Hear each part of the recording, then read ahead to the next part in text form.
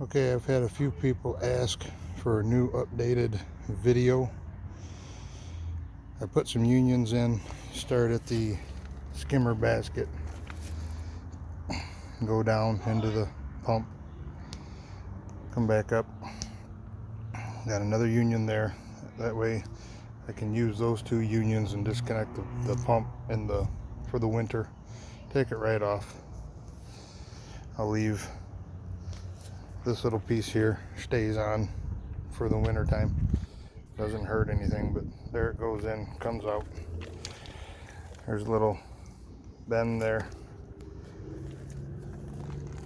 Go straight down. Got a little bit of a kink there, but I wasn't very good on the measuring. Ran out of some room. Into the chlorinator, up to the return. If I want to use my heater, I'll turn this one off. Bypass. I'll open this one up. I'll open that one up down there also, so it goes straight through. It's a lot cleaner than the last one. A lot more, a lot straighter. Not as many twists and turns in it. I had to, like I said, I redid it because the first one was my maiden voyage on some plumbing. But this one seems to be doing pretty good. Got a union over there.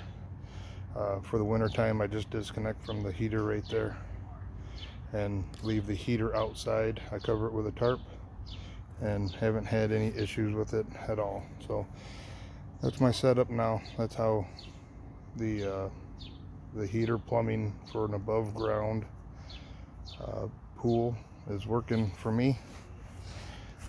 We've got the gas coming in over here. We've got a nice shut off right there. We got the Hayward.